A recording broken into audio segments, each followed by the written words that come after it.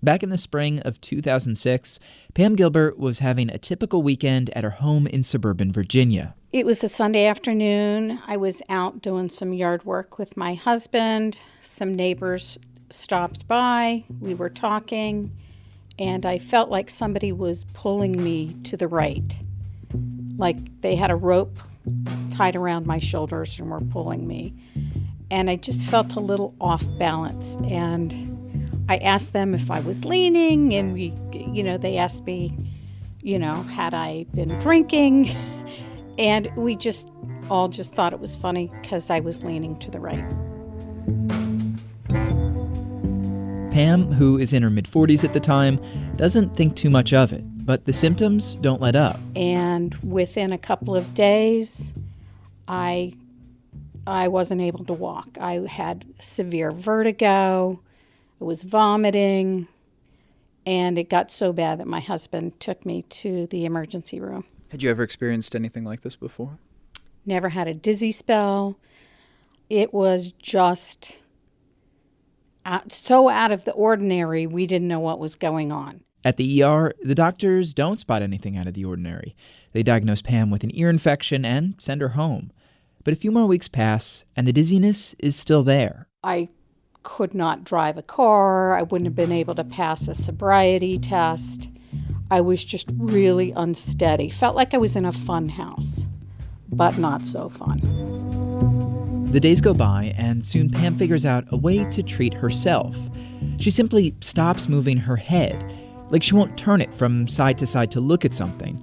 Instead, she rotates her whole body. And so I was moving much like a robot would. And that robot movement, though a bit bizarre, pretty much settles everything down. The vertigo subsides, and she's able to get back to her regular life. Pam has 2 kids, she's involved with Girl Scouts and the neighborhood association. Whatever this spell was, it seems to have passed, as long as she keeps her head locked in position. But as time passes, Pam notices something strange starting to happen with her ears. Her hearing becomes extremely acute, extremely sensitive. She starts picking up all these sounds she had never noticed before. One day, I was upstairs in my bedroom. We live in a 2-story house, and we have a basement. And I looked at my husband and I said, as some wives will do, "Honey, the faucet in the bathroom is dripping. Can you go turn it off?" And since his side of the bed is closer to the bathroom, he assumed I meant the sink in our bathroom. But what I could hear was it was the sink in the basement had a dripping faucet, and I asked him to go turn it off, and he was like, "You can't possibly hear that." And sure enough, he went downstairs, and it was dripping. It was as if Pam had suddenly developed this superpower. It's kind of like, how birds and bees can see different colors because they just have that ability. I could hear sounds that other people couldn't hear. All these normally muted noises of daily life start catching her attention. I could hear when the kids would roll over in bed, even though they were 2 doors away. My door was closed and their door was closed. She could hear every mouse scurrying through the wall. If there was a leaf on the roof, I heard it. Pam's hearing begins to take over her life. These noises start dominating her consciousness. And then I noticed the sounds began to hurt. And it became a psychological fear of sound because I could hear everything. The telephone became unusable because holding the handset up to her ear was like having a megaphone blasted 2 inches from your head. She couldn't go inside her kid's school because teenager screams and the echoes off the linoleum were like daggers. So she decided to go back to the doctors. I was seeing all the ear specialists, and I went to a neurologist who, told me, I hate to say this, but he said, "You're just a bored housewife looking for attention. Here's a handful of pills." Pam knew there was something more serious going on. During the next few months, the external sounds she heard so clearly were joined by internal sounds, by noises coming from inside her own body. I had this booming heartbeat in my ears. I had this tinnitus, this ringing in the ears, a constant note, just like a blaring horn in my head.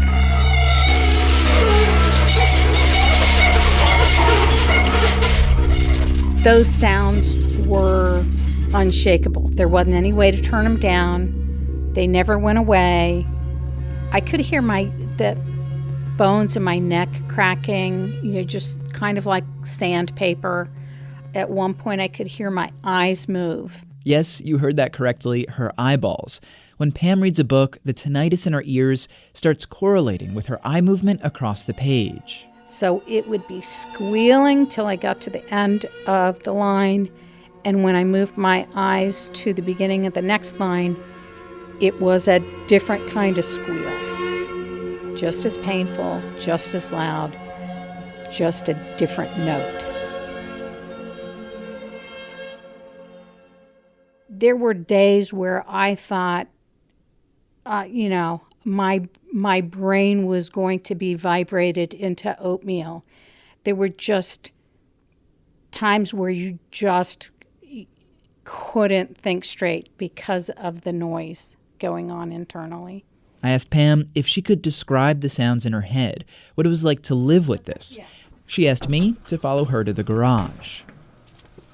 We hop into the Honda. So this is what it's like. You ready?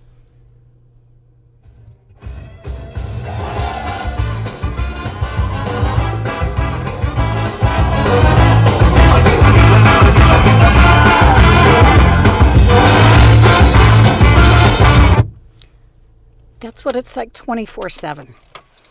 There's no volume control, and there's no way to turn it off. Ricky Martin, car speakers, top volume. This is not a good way to go through life. Like a bullet to your brain, upside, inside out. She's living la vida loca. By this point, Pam is basically living as a hermit. She's avoiding all public settings, turning down dinner invitations, and not going on Girl Scout trips. She also begins to develop a system of signs to communicate with her husband and kids, who know there is something going on, obviously, but don't fully understand the extent to which she's suffering. When I was in the depths of, I'm going crazy, and this isn't anything that talk therapy is going to help with, there's not a pill I can take, I'm the bad kind of crazy. I can hear things that other people can't. So I'm really deeply disturbed, and I have to hide this from everyone. At this point, the only moments of relief came in the evening, when she would put on talk radio. So I would turn on NPR. All Things Considered was music to my ears because it was All Things Considered. so And I'm Robert C. beautifully matched to the sounds going on in my head. It would mask all those sounds, and I was able to sleep. So I don't know if you'll want to put this on the radio, but I used NPR to fall asleep. You know, a lot of people find public radio boring enough to put you to sleep. It's not boring. It was just this tone that was calming and soothing, and it wasn't syncopated. It was it was smooth. We are definitely going to replay this story during our next pledge drive. But anyways, in 2008, so 2 years into this disorder, Pam finds herself back at the doctor's office, but not for her hearing issue. I don't know, maybe I had a sore throat or something, and I went to see my family doctor, and he just took me by my arms, and this is the family doctor, and he held me, and he got up in my face and said, there's something very, very wrong with you, and we have to find out what it is, because these medications may hide the next symptom that leads to your diagnosis. he sends her to get more tests at yet another ear, nose, and throat doctor, who takes a look at her and says, "Wow, you got some really strange symptoms. I've never even seen any of this before, but I'm going to send you to Johns Hopkins. These guys are really good, and they'll be able to figure out what's wrong with you." I'm Lloyd Minor, and I'm Dean of Medicine at Stanford University. And you spent some time in Baltimore, right, at Johns Hopkins? I did. I spent 19 years at Johns Hopkins. Minor is also an ear, nose, and throat doctor, but his specialty is the inner ear and the balance system, also called the vestibular system. Our inner ear, our vestibular system, is like our gyroscope. It tells our brain how our head is moving, and we use it all the time. It's our inner ear, it's our balance vestibular system that enables us to drive a car along a bumpy road. Because when you're driving a car or when you're running, your head's bouncing up and down, but you don't have any trouble looking at road signs, at other things in front of you. And the reason you don't is that for every head movement, that head movement's being detected by your inner ear, and your eyes are moving in a way that compensates for the head movement. So this balance system is at the heart of how we move through the world, how our senses, like sight and hearing, work together to feed the brain information about spatially where we are. Dr. Minor is an expert in this relationship, and in the spring of 1995, a patient comes in with a vestibular system problem. And I saw a gentleman in his mid-50s who came in with kind of a bizarre complaint. He said that when he sang in the shower, he saw things moving. And he was very specific about the way in which they moved. And he said, they're moving as if they're moving about a clock face. The shampoo bottle, the loofah, they almost rotate when he starts singing. And in fact, he said, look, I can show you if you just, give me something where I can put a loud noise in my right ear. I can show you because when I'm looking, at myself in loud noises, I see my eyes move. So Minor gets a piece of equipment, makes a tone in the patient's right ear, and he sees the guy's eyes jump. They weren't random eye movements. They were very tightly timed and linked to the sound, and they were always in the same direction. And this fact that they jumped the same way each time turned out to be a huge clue for Minor. Our vestibular system is composed of 3 tiny little fluid-filled canals. They're so small, all 3 of them would fit on top of a dime, and they're tucked inside the inner ear. Minor suspected that the canals must somehow be involved with the way this guy's eyes were moving, and he had this suspicion because of, pigeons. Pigeons became involved because the way people over a century ago discovered that the inner ear had a role in control of eye movements and in balance. A lot of those original studies were done in pigeons. Researchers, including an Italian biologist named Pietro Tullio, would, strap down these birds and remove the bone over one of the canals. And then they would push on the membranous portion of the canal, the fluid-filled portion of the canal, and they would observe that the pigeon's eyes, and oftentimes its head, moved in the plane of that canal. Just like his patient, the guy who sings in the shower, the eyes of the pigeon would jolt the same way. And therefore, it seemed to me there had to be a similar problem in these patients.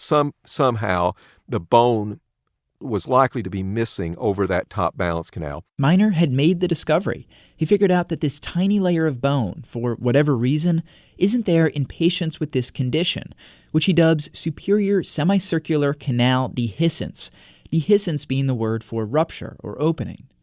And because there is now this opening, sound waves, which usually travel through the middle ear and then into the inner ear without disrupting these canals, instead, the waves now kind of rumble right through them. The balance canal, the top balance canal, becomes a sound receptor. It's almost like an escape route. This sound energy is supposed to be moving from A to B, and then it just leaks. That's right. It's supposed to be moving from A to B, but then all of a sudden C opens up. And now it can move from A to B, and it can move from A to C. That's what explains why these patients have heightened sensitivity to external sounds, and also the noises inside the body, like the muscles that move our eyeballs. It's like this seal that's supposed to be in place to protect us from these noises has a hole torn through it. We can think of the vestibular system ordinarily as being a black box that we never have to think about. It's always there. It's doing its job. And then when there's this opening, or when there's another problem with the way the vestibular system works, then all of a sudden, everything falls apart. I just remember Dr. Miner saying, "You have this condition," and us just looking at each other like, holy cow, I'm not crazy. Just knowing there was something physically wrong was a huge relief to Pam Gilbert and her husband. It meant the problem was in her head, but it wasn't in her head. Dr. Miner explained the treatment he helped pioneer, how he could go in through her skull, lift up her brain, and get access to the bone protecting her canal, where he could then plug up this 2-millimeter hole. We leave Johns Hopkins, we come home, and I'm like, did he say brain surgery? It is a serious surgery. There's the chance hearing in her right ear could be permanently lost. There's a small chance for facial paralysis. And like every time you open up the skull, something unexpected could happen. But Pam wasn't going to be the first to get the surgery. And overall, it's considered a good option for people with severe symptoms. Pam, though, doesn't see it this way. She's just not thinking logically anymore. My ability at that point to take in complex information, process it, make a thoughtful, reasoned surgical decision is just ludicrous. I'm an animal at this point. I can't tie my shoes and have a conversation at the same time. So I find out I need this surgery, and in my mind, I've converted that to a death sentence. She's totally exhausted, totally worn down after years of this cacophony in her head. And rather than opt for the surgery, she makes a deal with herself. A deal she now realizes was totally irrational. I think, well, my daughter's in high school now. I can live like this for 4 more years, and then I'll just be gone. It was magical thinking, delusional thinking. I would just disappear. Never said the word suicide, but I was just going to be gone, because once my kids were through high school, I will have done my duty, and I would just be gone. And then September of her daughter's freshman year arrives, and Pam notices a new symptom, something called autophony. So autophony is this symptom where you can hear your own voice. And, well, everyone can hear their own voice. But with this, you hear your voice as loud as you can think of, like a rock concert. That's what your voice becomes. Only it's a rock concert of fingernails on a chalkboard. Speaking in anything above a whisper is like a stick of dynamite going off in her head. Certain letters make certain vibrations. I couldn't say the letter M. Too much vibration. When your name is Pam and you lose the letter M, you are in bad shape. Living, being awake, existing in this world had become a total nightmare. It just sounds so silly. It just sounds so silly. But it's torture. Superior Canal Dehiscence syndrome is torture. There's just no pretty way to make a cute analogy. It makes you want to kill yourself in the end. And if you don't get diagnosed, that's what some people do. So on March 4th, 2011, Pam goes in for surgery. This procedure, she's convinced, will kill her. And I went, asked the anesthesiologist to give me something for nerves, because I'm having brain surgery. And I kissed my husband goodbye, and I thought that was it. But I couldn't do any more. I said goodbye.